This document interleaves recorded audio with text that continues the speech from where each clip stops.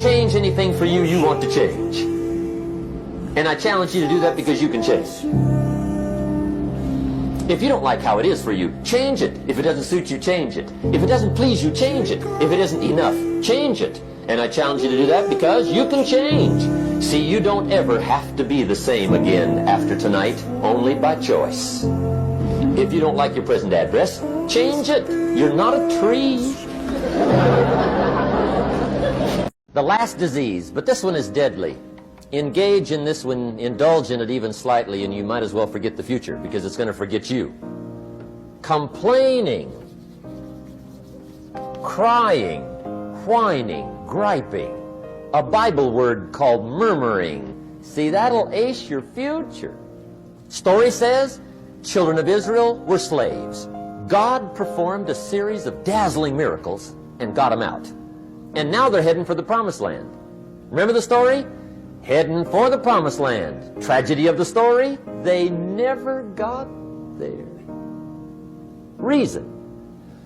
From day one, they started to complain.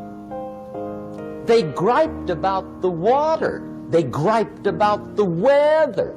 They whined and cried and griped about the food. They griped about the leadership.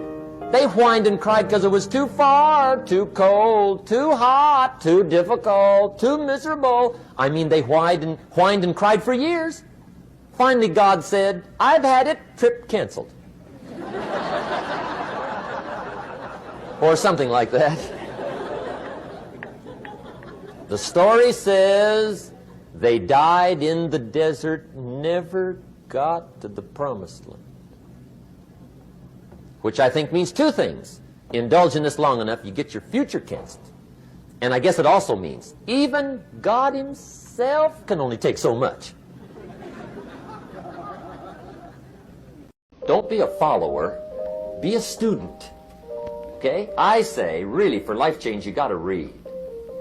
One way to learn is from your own experiences, but another way to learn is from other people's experiences.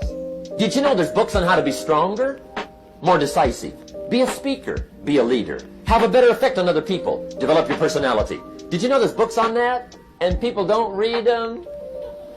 Did you know that hundreds of successful people have written their stories in books and they wrote down how they did it and people don't read it? The guy's busy, I guess.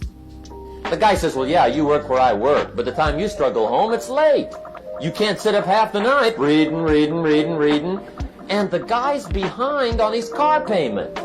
Good worker, hard worker, sincere. But you got to be better than sincere and work hard. Otherwise, at the end of your life, you'll wind up cold, stony broke. You got to be better than a good worker. You got to be a good reader. Each person's income is determined primarily by their philosophy, not by the economy.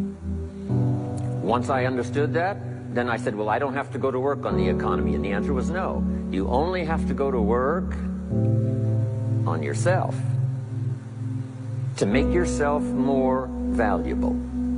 Don't wish it was easier. Wish you were better. See, that triggered my whole life change. Don't wish for less problems. Wish for more skills. Don't wish for less challenge. Wish for more wisdom.